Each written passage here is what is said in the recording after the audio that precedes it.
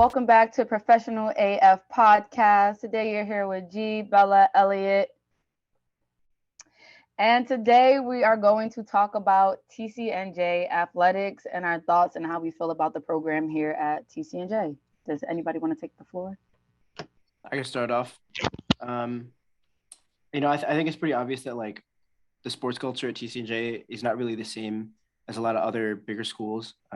Maybe that's just because we're a small school, but I feel like in general, most people don't care that much about TCNJ athletics. Like if they hear a team is doing well, it's like, okay, cool. Like our women's soccer team, right, is insane and so good. And, I feel like a lot of people don't really show up to their games. So it's just kind of interesting to me that like, even though a lot of our teams are pretty good, it seems like people don't really care about them that much. It probably has something to do with the fact that like we're a D3 team. I mean, a D3.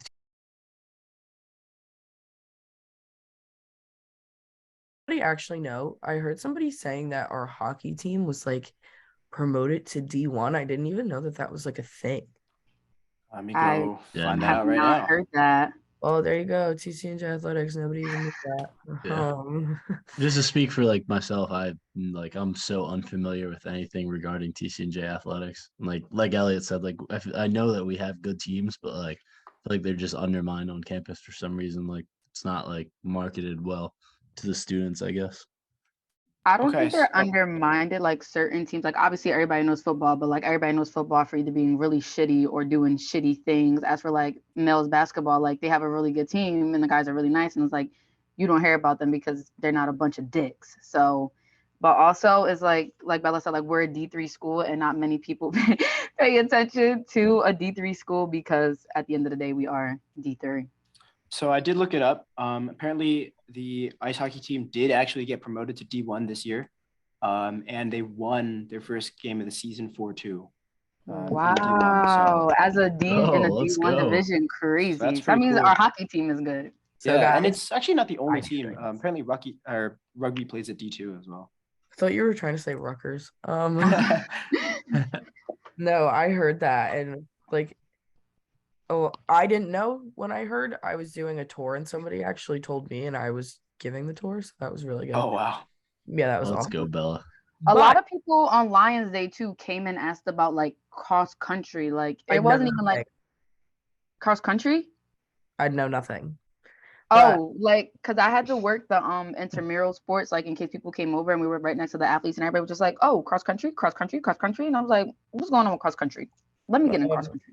Like during COVID, a lot of people took up running because they had absolutely nothing else to do. But now we're good at it, I guess. Yeah, it was a bunch of COVID kids at like legit, yeah. But that just goes to show like how little people actually know about TCNJ sports, which is kind of sad. I am also a part of the problem.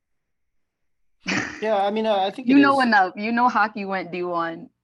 Barely. Yeah, you did know that. I kind of knew. I wasn't very confident in my response. Well, you were right. Thanks, guys. But yeah, I mean, I think it is a little unfortunate because, like you said, a lot of the kids at our school and they're our peers, and they're doing really cool stuff, and not a lot of people know, and not a lot of people care. I wonder if people don't really care because they don't know, They don't know because they don't care. That could be it too. Yeah. That's the one. But it's also like, in previous interviews we did, like we talked with the football coach and he was saying like, and even the basketball coach as well.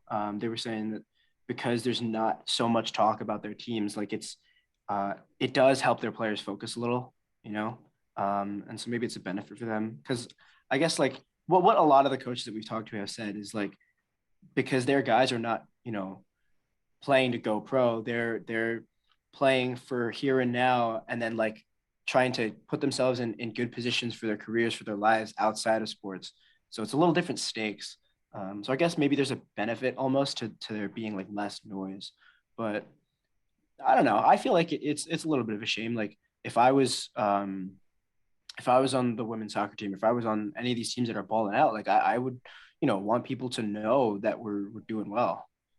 I feel like it's pros and cons to both of it. Like you said, like the players that aren't like, they're not getting that much media exposure. So it's like, they're doing it because they want to, they're doing it because they love to play, but they're also focusing on like life after this, whereas for it's like, if they did go to a D1 school and they were getting that media coverage and everyone did know who they were, like, how would it be different for them to go there? So it's definitely pros and cons with both, well, the division as a whole. Yeah. I feel like if I was a player, I feel like I'd be like mildly disrespected, especially like if you're on a team that's like that's very successful. Like if you're putting in all that hard work and like you're doing like super good, it just seems like honestly like no one knows or kind of cares on campus. Just kind of would like slight me the wrong way.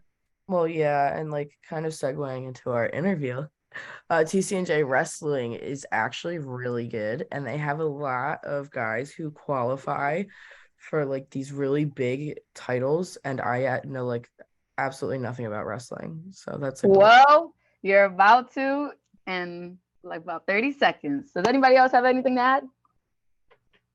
like Nothing. TCNJ Athletics. Let's get into the interview. All right, interview.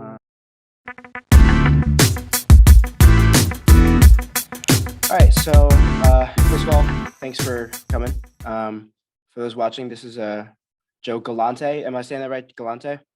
Yep. Okay. And he's the wrestling coach of TCNJ. So I guess starting off, you said that you had been a middle school teacher. Can you tell us where? I was a middle school teacher at Alexandria Middle School in Pittstown, New Jersey. It's in Hunter County. Okay. And was teaching at middle school like your original plan? My original plan was to be a teacher and a coach, so I came to TCNJ and studied physical education. Got a couple job offers leaving the college, and one was in Hightstown, New Jersey, and that I would have had to teach and coach at a high school and coach wrestling at a high school, but I was the assistant coach here for my college coach, Dave Eisenhower. And I actually took a job that was an hour away, lower pay, but they didn't have a wrestling team associated with the school, so I could keep coaching here, and no one would give me a hard time about it. Okay. All right. And so how did you end up transitioning to just being the head coach of the wrestling team full time? I lived in Ewing. Every morning I would wake up. I always tell the story that I had two other roommates, and I woke up first, left the earliest, got home last, made the least amount of money. That's and dedication. I did that for 3 years, and at the end of 3 years, I came to my coach and I said, I'm either going to quit my teaching job and I'll be your assistant wrestling coach and a bartender and I'll live here because I'm not driving back and forth anymore, or I'm going to not be a wrestling coach and I'm going to buy a house up by where I teach and I'm going to live up there. And after 35 years in that conversation, he said, well, let's go down and get a burger. Let's go to Slocum's and get a burger because I'm retiring. So his exit and my entrance was like perfect timing. Okay. And did he have any kind of impact on your career?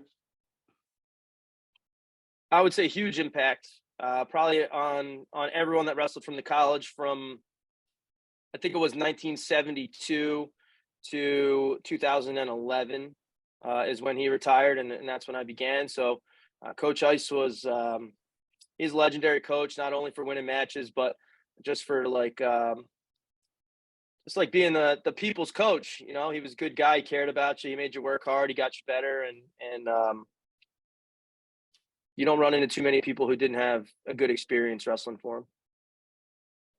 Okay. Now, my understanding from what you said is that you kind of always planned on being a wrestling coach. Is that correct? Yeah, in some form or fashion. Yeah. And what made you decide that? My dad was a physical education teacher, and I always say I grew up in the Ocean City phys ed closet. As kids, we would go and visit him, and we'd go in and play with all the stuff. And he was also the wrestling coach, so we were around the wrestling team. And then we began wrestling, grew up just being around the locker room, being around the guys, being around the team. And I went to Ryder first. They don't have physical education. I kind of tried to trick myself into studying. Oh boy, math education, business, entrepreneurship, bunch of different things. I think I changed my major 3 different times. Wow. And after 2 years, I was like, this isn't working for me. The wrestling the team wasn't exactly what I wanted it to be, and I switched over to TCNJ and found a great home, and I've never left. So I think at that point I knew I wanted to be a phys ed teacher and a coach, and I always said this is the only job I ever wanted. I really wanted to coach for the college in Jersey. I wanted to coach a college wrestling team, and I put in a little bit of time and got super lucky. So this is where I'm at. And I just have a follow-up question for that. So it was just, you kind of clarified that for me as you were going over it, but it was just like you never wanted to coach any other sport. It was just always wrestling for you. I play a lot of golf, but I wouldn't want to coach. I'm not a big team sports person. I really like the individuality of wrestling. You step up, you can either beat the guy or he can beat you. It makes it pretty cut and dry about who our starters should be. There shouldn't be a whole lot of the coach didn't play me because he likes this guy better or that better. I guess I had a couple experiences like that with baseball, and just didn't really dig that. And then I found golf and really liked that because if you hit it in the woods, you're the one that hit it there. If you hit it on the green, you're the one that hit it there. So it's kind of like that's where I ended up, and I knew I wanted to coach wrestling as I got through. After I coached college wrestling for a little bit, I knew I didn't want to coach high school because I think a lot of times people's parents make them go out for high school sports and the kids aren't necessarily as dedicated. Or I just really liked working with guys who wanted to be on the team and wanted to get better and try to be national champs. Thank you. So you talked about how wrestling is kind of like an individual sport. So is there still a team dynamic, and how's that work? Yeah, it's absolutely a big team dynamic because we practice together every single day. You need each other to get better and to sharpen your skills. So I always say in the wrestling room, it's a sport. And then as soon as you step on the mat in competition, it's a game. There's a referee, there's points, there's boundary lines. But in the wrestling room, it's really a sport, and you need teammates in order to do better. In competition, it's also a team sport. So there's 10 bouts in one wrestling match, and you can score points a bunch of different ways for defeating your opponent by pin or by technical fall, 15 points or more, or by major decision, 8 points or more, or regular decision. And you add those points up that each team gets, and by the end you have a winner. We won 16-15 on Friday night, probably my closest margin of victory in an outright win.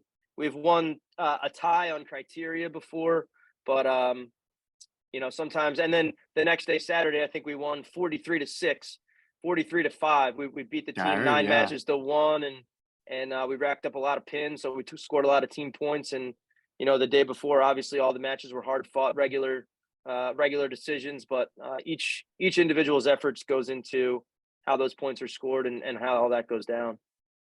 All right. We heard about that big win. It was against WPI. Yeah, I would say the big win was versus Castleton on Friday. That was a squeaker win. Yeah. And that was a really good opponent. I think they're top 25. I don't know what they're ranked. And WPI wasn't ranked nearly as high, or they don't have kind of the tradition. And Castleton's a new tradition. They've only been in existence for 6 years, but they've gotten pretty good quick. They beat us during the COVID year, and then this was the first time that we dueled them since then, and it was just nice to right the ship a little bit. Well, congratulations. Thank you. Going back a little bit, back to your teaching experience in middle school, has that affected what you do now in any way? Were there lessons you took from that? Yeah, 100%. I think you learn a little bit in every experience, but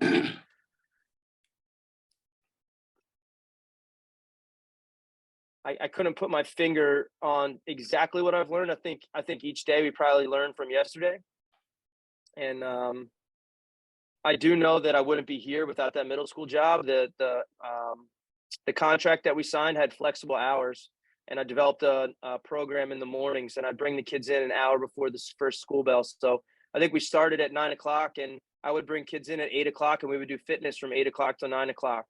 And my boss would let me leave at 3 o'clock instead of 4. So that got me to practice. That got me back to TCNJ at 4 o'clock because I put in the same hours as everybody else. I just did them on a different timeline. And that allowed me to stay in college wrestling, and that's really what allowed me to kind of follow my dream. So without those kids and those parents sacrificing to get the kids there early in the morning, prioritizing that, this wouldn't have been possible. Gotcha. Going back to TCNJ Wrestling a little bit more. You talked about your big win over Castleton. What does that mean now for the rest of your year? Yeah, it doesn't necessarily mean much for the rest of the year. It just kind of means we got to keep cranking. I think the guys know that we have a talented team. Our starters are very good. Our backups showed some great resolve this weekend on Saturday, and they got some mat time. So we do have talent in our starters. We have great depth in our backups, and that's kind of where that team effort comes in. Next man up mentality. A couple guys got hurt or had some different issues. They couldn't wrestle the next day, and the guys who were second string or third string jumped right in the lineup and they got wins. So that's really, really important. And that's what makes our program strong. All right.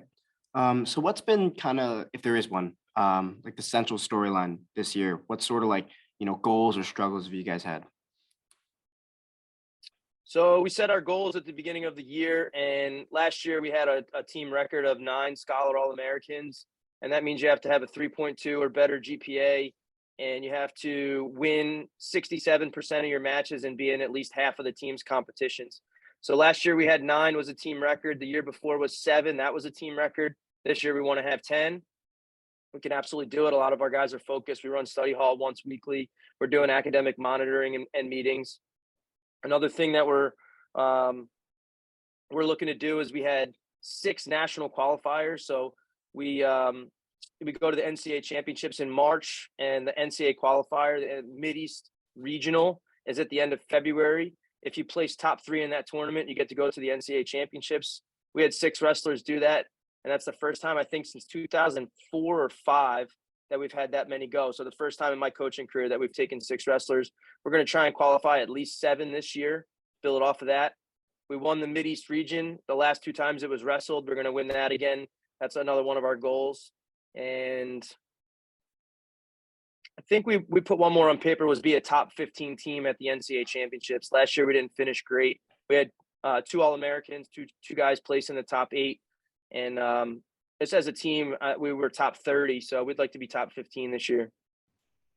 Okay. I just want to add, it's very admirable to compliment that. It's very admirable that you guys set your goals in the beginning of the season, so you have something to fight for and look forward to. And it's also very admirable that you set academic goals and then sports goals. So I think that's very, very nice. Thanks for saying that. We the bottom line is these guys aren't going to go out and be professional wrestlers after this. They're going to be businessmen. They're going to be architects, engineers, education majors, teachers, things like that. So we need to set our priorities the right way. And we're all wrestlers. And this is why I wanted to be a coach, because I wanted to be around other wrestlers. And the same way I learned my lessons, the trials and tribulations, the ups and the downs, I wanted to learn it through the vehicle of wrestling. So we kind of consider ourselves teachers in that aspect. And we like to do it with the guys on campus that love the sport too. So we're just trying to get them a little bit better every day. Thanks for saying that, though. You're welcome. You talked a little bit about setting academic goals for your wrestlers as well. What's it like for them being not only a student but also an athlete? And is there kind of some value in that? Yeah, I always say it's like a double-edged sword, right? We're trying to build their resume up for the 4 or 5 years that they're here, trying to get them prepared for life after college. And my goal is for them to be Scholar All-American. That's what I really want for them. I want that staple to every job application that they ever have. And if they can also be team captain, if they can be an NCAA All-American, national champion, those are other things that I think employers look for. So we set those goals, and then we try and give them the resources to reach as high as they possibly can. And it's going pretty good so far. I think a lot of our guys are coming out as Scholar All-Americans. They're getting jobs and they're following up and having great lives. So I kind of lost the question there. I started rolling and I kind of forgot that No worries. You answered very well. Thank you.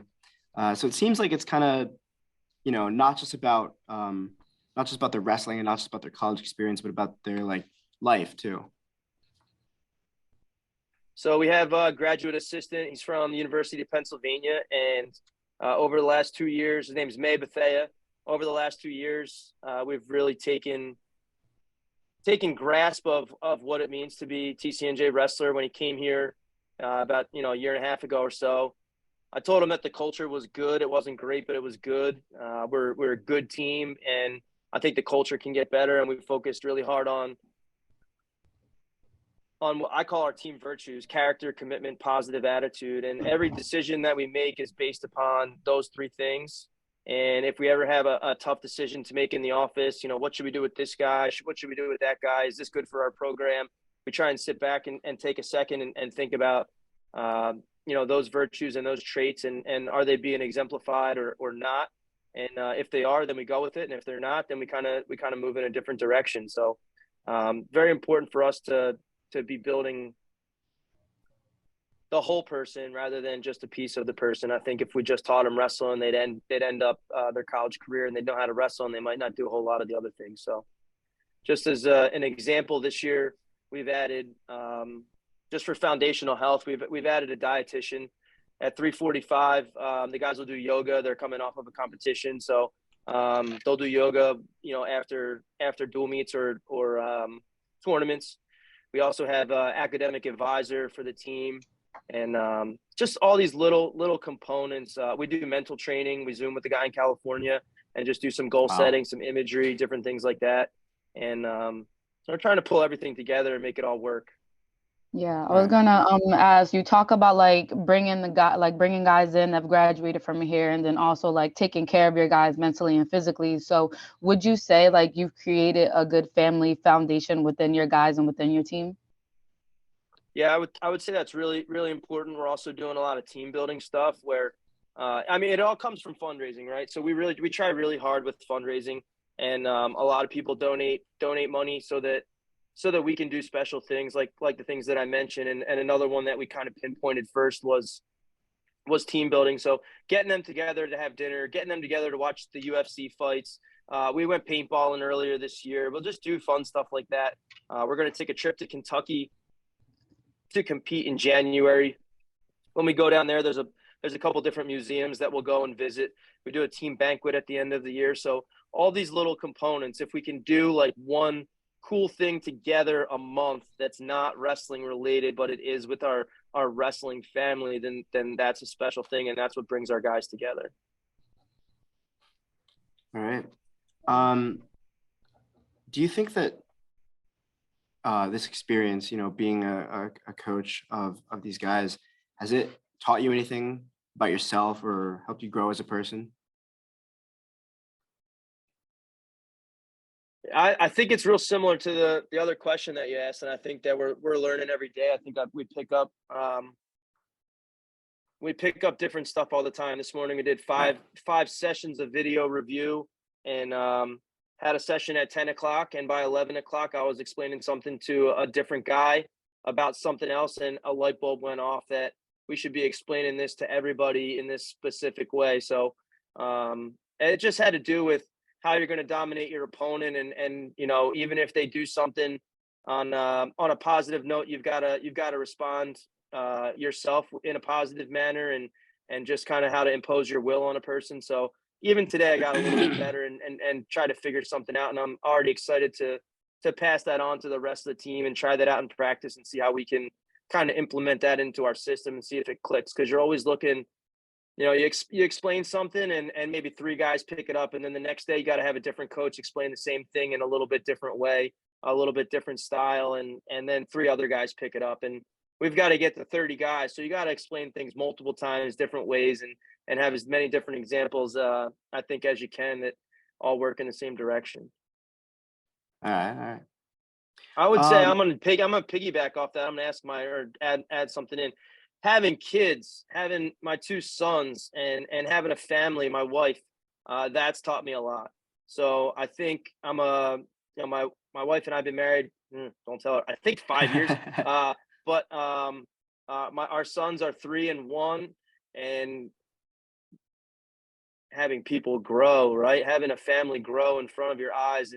And that's a really special thing. And I think I've learned a lot more in the last 5 years, and just changed a lot more in the last 5 years than I have over my coaching career, which has probably been closer to 15 years. So that's a big one. And I think that's really important.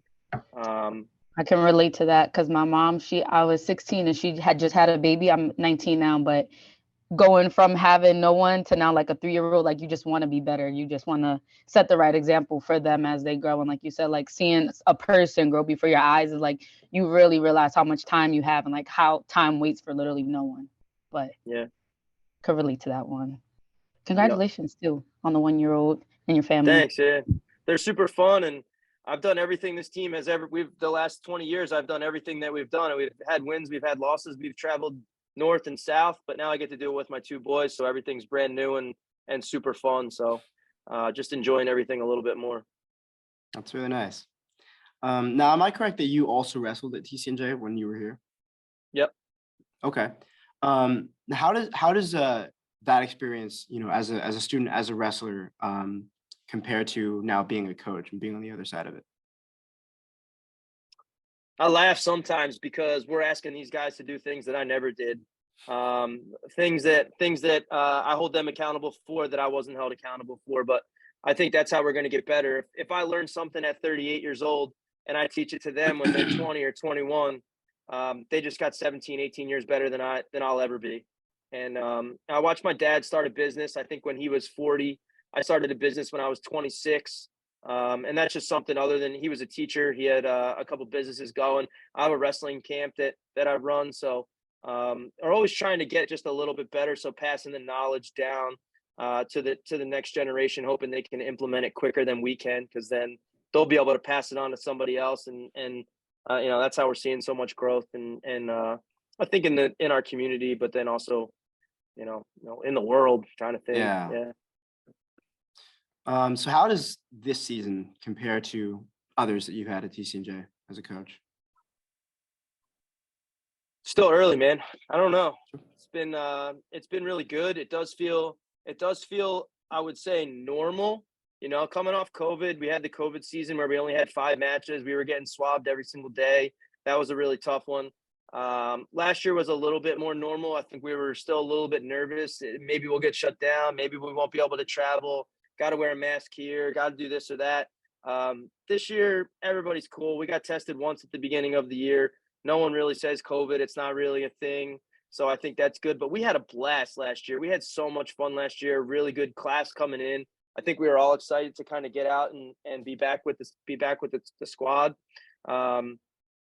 This year we're on the hunt a little bit more, and that's kind of like our hashtag. I think our guys are a little bit more serious. I think they want to get the job done, meaning we didn't necessarily reach the goals that we set for ourselves. We set really high goals last year, and we have high goals this year, but I think we're a little bit more focused, and I think we're a little bit more serious about making sure that we hammer all those home and that we reach everything that we want to reach.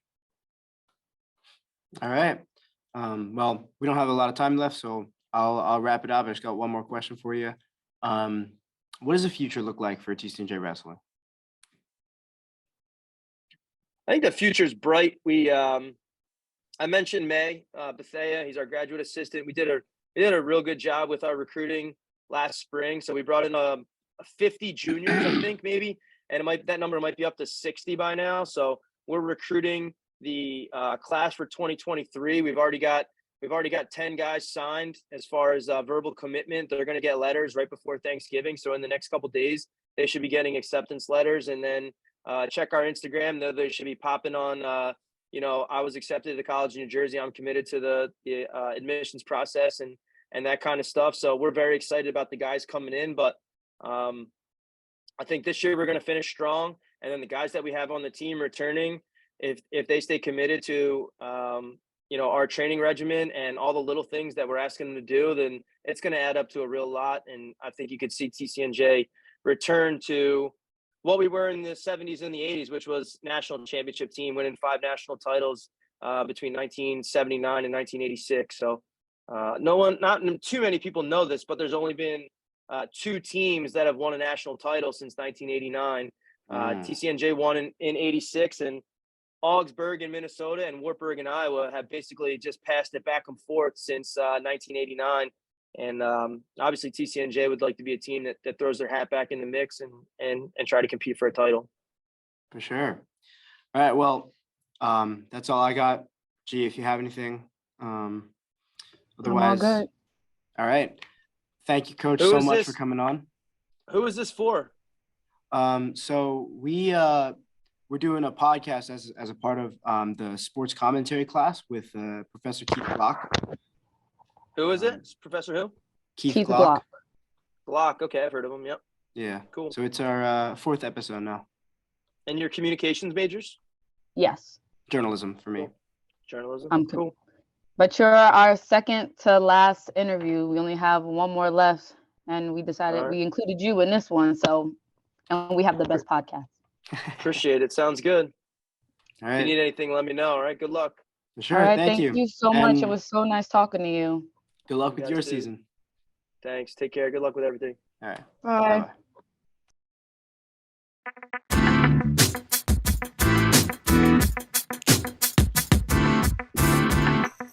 Okay, so what is everyone's thoughts on the interview? One thing that stood out to me was like how much this guy so clearly cares about what he does. He has such a passion for wrestling. He was like, yeah, wrestling is the thing that I love, and it was my dream job. I think those were his exact words, dream job. And it's kind of cool to like see how that translates into success because they've been doing really well. It's kind of crazy for me to hear somebody say their dream job is coaching wrestling at TCNJ, but I mean, to each their own. I like how he like puts an emphasis on mental health, especially for like a very male-dominated sport. Like I know that some girls do like wrestling, but prominently it's a male sport, and people try to shy away from like talking about men's mental health, and I like that he kind of places an emphasis on it. Like he does the opposite of shy away from it. Yeah. I mean, you could definitely tell he was like super charismatic, like passionate what he's doing, and like also like he's like teaching them to be like good at wrestling, but also just like better men in general, like improving their GPAs, mental health, and like just like unity. So like you can definitely see that he's like very good at what he does, and that's probably why he's so successful at what he's doing. Another thing he talked about, like we asked a question like how has coaching changed him over the years, and he said like it wasn't even coaching that changed him, it was having a family and like finding his wife and he has a 3-year-old boy, I think he said, and a 1-year-old. So he said just like having them there, because before he used to have to do it all without them, so now that he has them in his life, he's seen like things he needs to change and how he wants to change and how he wants to be better for his team and his family. So I thought that was really nice, so that's why I congratulated him on it. That's so cute. That's what I said in the interview. I was like, oh, that man is like a needle in a haystack. I know. I like that. And I like Bella said, like I like that he really like focuses on mental health with this team and like building that family and that trust between them, so they know like they always have each other, and how like, and another thing he said was like he knows that they're not gonna be like pro wrestlers when he gets out of here. So he wants to teach them be better and help prepare them for their future after TCNJ. I like that. I like that a lot. Yeah. And it's actually like when we asked him about some of the, the things he focuses on with his players, like he talked about like the wrestling aspect, but didn't really go like super in depth to it. Like he immediately just like focused on, talking about like Brandon said, making them better men and like preparing them for their careers and stuff. Like that was like the first thing he thought of. And so you could tell like he really cares about that. They talk about like getting a dietitian and getting like therapy for them. They did like yoga and stuff. And it shows like, he really cares about like setting them up for success and like helping them secure their future the way that his coach helped him. Very nice man he is. What's another thing he almost cursed. I stopped myself. I'm doing so good. It was another thing he brought up, but I just lost my train of thought. I'm having a Brandon moment. Those are the worst. Bad. It was right here and now it's gone. Those are the worst. It happens. Yeah. Another thing that stood out to me was like when we opened up the interview, and one of the first questions we asked him was like, what are you guys' goals for the season? That's and what they it had was. them. Yeah, I'll let you take it. Oh no, it was just basically like he asked them like what their goals are, and they set up their goals in the beginning before their season, so that way it's like they have something to fight for and they have something to push themselves to be better for. So that's what I was gonna say. Thank you so much, Elliott. No problem. I like that. Elliott, the true goat of this podcast. He is the backbone. No, I but like it was that, though. it was cool that like even that is like something you can apply to life as well, right? Like setting like concrete, realistic goals and like creating a plan for like what you want to accomplish and stuff like that. And like, you know, he applied that to their wrestling, but then it's also like a skill you can use in life. And it's just another way that he's like preparing these guys to be better people. No, I like that. I think it's really important, especially like you said, since like he knows they're not going pro. I don't even know if there is pro wrestling, but whatever. WWE. I mean, he knows that this is like a passion of theirs, and he's just kind of helped like nourishing it per se. But like, I like that he puts like a focus on way more than just the sport.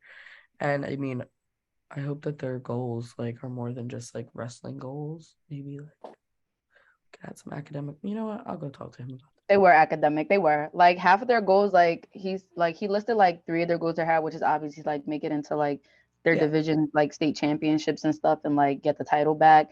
But like most of their goals were like academic. Like they all want to get that 3.2 or higher GPA because you get an award for being. I think it's like an NJ Scholar or something like that for like sports. But they have goals. So like 7 of them got it last year or the year before, I think, and then 9, and now their goal is to have 10 of them get it. And he said they're almost there. So, and he said he thinks they can do it. So, and they were setting up like study groups and stuff.